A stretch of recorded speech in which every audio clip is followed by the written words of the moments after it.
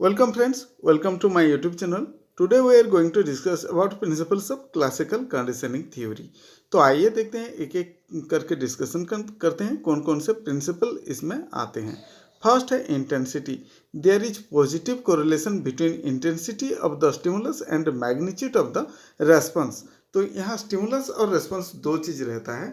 Stimulus जितना अच्छा रहेगा रेस्पॉन्स भी वहाँ उतना अच्छा आता है।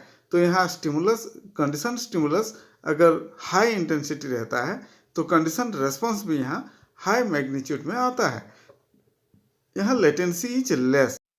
जैसे कि आप जानते हैं जो डॉग के केस में आया था जो पावलोव ने किए थे, फर्स्ट वो बेल देते थे, फिर मीट देते थे, तुरंत मीट दे देते थे, फिर उसका रेस्पॉन्स जो एलिसाइट होता था सलिवा। बट अगर हम यहाँ बेल दे देंगे, 1 घंटा बाद मीट देंगे, तो फिर उस बेल का कुछ फर्क ही नहीं आएगा, मतलब वो कंडीशन नहीं होगा यहाँ। तो वहाँ इसीलिए बोला गया है लेटेंसी इज लेस। तो यहाँ जो फूड और बेल के बीच में उतना ज़्यादा गैप नहीं रहना चाहिए, उसको लेटेंसी या फिर टाइम ड्यूरेशन कम रखना चाहिए। फिर आता है condition stimulus and condition response. Low intensity low magnitude, latency is higher. Second principle आता है कंडीशनिंग में भी पॉजिटिव और नेगेटिव। यहाँ पॉजिटिव भी हो सकता है, नेगेटिव भी हो सकता है, बट दोनों लर्निंग के लिए हेल्प करता है। जैसे कि positive conditioning refers to elicitation of natural response to a secondary stimulus. salivary response to the sound of the bell is an example of positive conditioning. Negative conditioning means the art of making an individual avoiding the natural response that would be expected to a stimulus. तो यहाँ positive conditioning में हम देखेंगे जैसे dog के बारे में, bell जैसे बजता था तो उसका सेलिब्रेशन होता था, उसको पॉजिटिव कंडीशनिंग बोलेंगे। निगेटिव कंडीशनिंग यहाँ हम देख सकते हैं जैसे कि कोई मिल्क पीता है बच्चा, उसको फिर हमें बंद करवाना है तो हम क्या करेंगे, उसको हॉट मिल्क सर्व कर देंगे। तो हॉट मिल्क अगर हम सर्व करेंगे, चाहे वो मिल्क भी क्यों ना हो, वो धीरे धीरे उसको छोड़ देगा और उसके दिमाग में यही आ जाएगा कि मिल्क हॉट ही होता है। तो इसको हम नेगेटिव कंडीशनिंग बोल सकते हैं। Third principal is that principle of extinction of response. तो जो रेस्पॉन्स होता था, सेलिब्रेशन होता था, वो बंद हो जाता है धीरे धीरे। कैसे बंद होगा देखते हैं। Pavlov changed the time interval between the pairing presentation of conditioned stimulus and unconditioned stimulus. जैसे कि बेल देता था और मीट देते थे, उसके बीच में अगर ज़्यादा गैप कर देंगे, when the time interval was large, response was very poor. तो धीरे धीरे उसका जो रेस्पॉन्स था, वो जो सेलिब्रेशन था, वो बंद हो जाएगा। उनको वो डॉग का जो कंडीशन हुआ था कि बेल बजने के बाद सेलिब्रेशन होगा, वो धीरे धीरे नहीं होगा। Response decreases with the increase of time interval between stimulus, condition stimulus and uncondition stimulus. तो यहाँ वो टाइम जो फैक्टर्स है वो मोस्ट इम्पॉर्टेंट रोल प्ले करता है। After conditioning Pavlov did not present uncondition stimulus meat for a number of times. तो यहाँ उन्होंने मीट के पहले जो बेल था वो मीट देना बंद कर दिए। Did not present uncondition stimulus, तो मीट जो है यहाँ मीट देना बंद कर दिए। तो उसके बाद देखा गया कि जितना भी बेल दिया गया है कंडीशन स्टिमुलस, फिर उसका जो सेलिब्रेशन है वो डॉग का नहीं हुआ। मतलब उसको पता चल गया कि बेल बजने के बाद भी मीट नहीं मिलता, तो उसके मुंह से सेलिब्रेशन धीरे धीरे बंद हो गया। तो इसको हम बोल सकते हैं यहाँ एक्सटिंक्शन ऑफ रेस्पॉन्स। जो रेस्पॉन्स आता था वो एक्सटिंक्ट हो जाता है।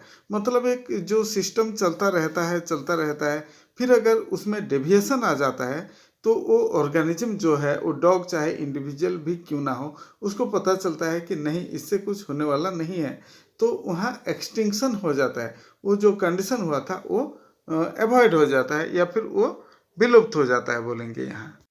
Fourth one, spontaneous recovery after extinction. जब वो बंद हो जाता है कुछ दिन डिसकंटिन्यू होने के बाद, Pavlov one day again sounded the bell and found that the dog began to salivate. तो फिर सडन एक दिन वो जब चालू करते हैं तो स्पॉन्टेनियसली वो रिकवरी हो जाता है, फिर डॉग के मुंह से सलिवा निकलता है। This process is called as spontaneous recovery. There is no complete extinction due to time interval but there is inhibition of the condition response. तो यहाँ देखा गया है अगर एक कंडीशन हो जाता है, जैसे पढ़ाई के बारे में भी यहाँ हम देखेंगे, अगर कोई बच्चा पढ़ता रहता है फिर उसके दिमाग में वो प्रिंट होके रहता है बट धीरे धीरे बंद भी कर देंगे तो सडनली उसके दिमाग से भी कभी ना कभी निकल जाएगा। इसको हम बोलेंगे स्पॉन्टेनियस रिकवरी। फिफ्थ में आता है stimulus generalization. Generalization is a process in which the condition response to a stimulus can be generalized और induced to a similar stimulus. तो यहाँ हम देखेंगे जो यहाँ डॉग के क्षेत्र में हम स्टडी किए हैं उसको हम इंडिविजुअल के क्षेत्र में भी प्रयोग कर सकते हैं। तो जैसे डॉग के सिचुएशन में यहाँ कंडीशन स्टिमुलस दिए थे, फिर कंडीशन रेस्पॉन्स आया था, सेलिब्रेशन हुआ था बेल को देख के, वैसे भी हम क्लासरूम में भी बच्चों को लेके यहाँ एक्सपेरिमेंट कर सकते हैं, उनके दिमाग में या उनके मन में एक पॉजिटिव रेस्पॉन्स ला सकते हैं और उनका पढ़ाई को इम्प्रूव कर सकते हैं। Sixth, higher order conditioning. Pavlov stated that it is possible to condition a conditioned stimulus into higher order। तो उससे ज़्यादा भी हम कर सकते हैं, जैसे बोलते हैं यहाँ कि कंडीशन स्टिमुलस हम लाइट दे के कर सकते हैं, कंडीशन रेस्पॉन्स भी हम यहाँ निकाल सकते हैं। तो पहले उन्होंने क्या किया था, एक बेल दिए थे, बेल के बाद मीट देते थे, तो यहाँ एक लाइट भी हम यूज कर सकते हैं। कंडीशन स्टिमुलस पहले लाइट देंगे, फिर बेल देंगे, फिर उसका अनकंडीशन स्टिमुलस या फिर रेस्पॉन्स जो होता है वो सेलिब्रेशन होगा। लाइट, बेल, मीट, फिर रेस्पॉन्स आएगा, सेलिब्रेशन होगा। तो यहाँ हम देखेंगे ओनली लाइट भी अगर जला देंगे तो भी उसके जो टंग है वहाँ से सेलिब्रेशन शुरू हो जाएगा, बिना बेल और बिना मीट दिए भी डॉग के। तो इस टाइप का जो थर्ड यहाँ स्टिमुलस दिया गया था वो लाइट था। लाइट, बेल, ये दो तो यहाँ हम एक्स्ट्रा दिए थे कंडीशन स्टिमुलस, तो इनका भी यहाँ रेस्पॉन्स लाने का पावर आ जाता है। तो यहाँ इसको हायर ऑर्डर कंडीशनिंग बोल सकते हैं। सेवेंथ में आता है backward conditioning. In the order of presentation of condition stimulus and uncondition stimulus will be altered then there will be no condition response. यहाँ एग्जाम्पल की तरफ हम देखेंगे तो अगर पहले जैसे देते थे लाइट, फिर बेल, फिर यहाँ मीट देते थे, अगर हम पहले मीट दे देंगे, फिर बेल देंगे, फिर लाइट देंगे, तो उसका सेलिब्रेशन और नहीं होगा, क्योंकि वो डॉग जो है वो मीट को खा चुका है। अगर पहले से हम दे देंगे मीट को तो इसका ऑर्डर क्या है वो चेंज हो गया। पहले क्या होता था, बेल दिए, लाइट दिए, फिर मीट देते थे। अगर पहले मीट देंगे फिर बेल और लाइट देते रहेंगे तो फिर सेलिब्रेशन नहीं होगा। इसको यहाँ बोला गया है backward conditioning is not possible here. तो यहाँ पावलोव ने पहले मीट दिए, फिर बेल दिए, साउंड दिए, फिर ये कंटिन्यू कुछ दिनों तक कंटिन्यू जारी किए, कंटिन्यू ऐसे रखते गए। फिर देखा गया जो सेलिब्रेशन होता था वो बंद हो गया।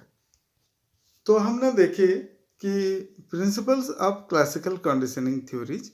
Hoping that you have enjoyed the videos, and to get more such informative and educational videos you can like and subscribe the channel. Thank you for watching. Bye.